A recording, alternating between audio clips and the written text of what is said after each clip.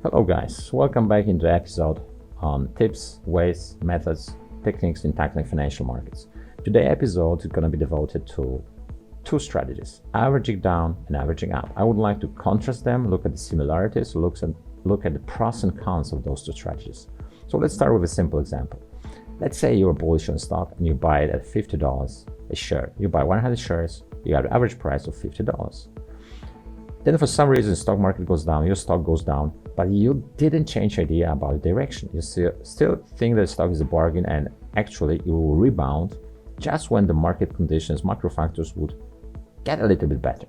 So you decide to buy additional 100 shares at $40. Thus, you have 200 shares at 45 a piece.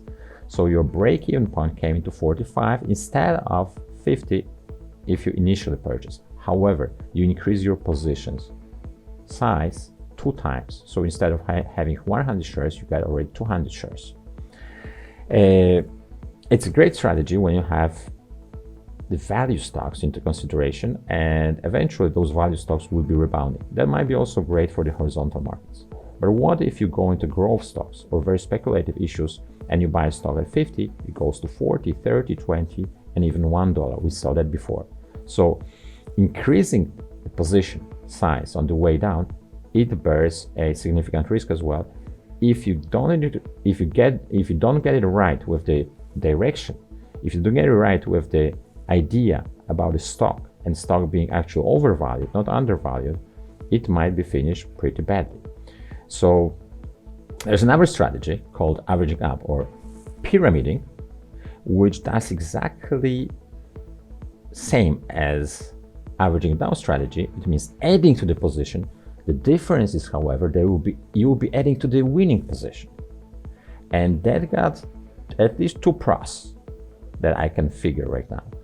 First pros is that if you add the position on the way up, immediately you will be psychologically rewarded. How that? Look, if you buy stock at 50 and stock goes into 60, you already have a profit on 50 price position, right? So if you add to the position at 60, your average price would be 55 and the stock would be traded at 60. So your average position would be in profit instead of a loss when it comes to the average down trading strategy. So you'll be psychologically rewarded in the sense that your average cost will be cheaper or lower than the actual price.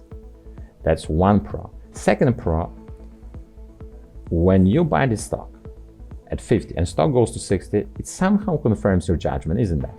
The stock is up and you were thinking it would go up, so actually you add to the winning position, you add and you bet according to your good idea, because market tells you, look, this idea was great, stock is going up, everything like we predicted, and if you still believe there is some potential for that stock, why not to buy it more and hold the position?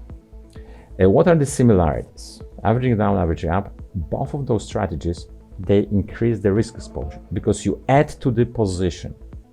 Averaging down, you'll be adding to the losing position. Averaging up, you'll be adding to the winning position. However, your risk exposure is increasing.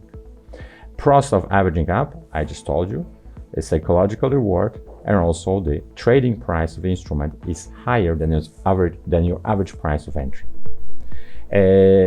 Which one would be the good strategy to choose? There's no clear answer for that.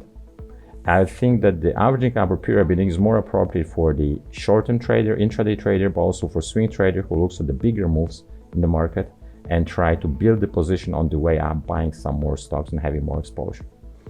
Thank you guys. Please visit XM. Tune in the XM education session, live trading session, beginner and advanced room every day from Monday to Friday at XM. Thank you very much. Enjoy the day.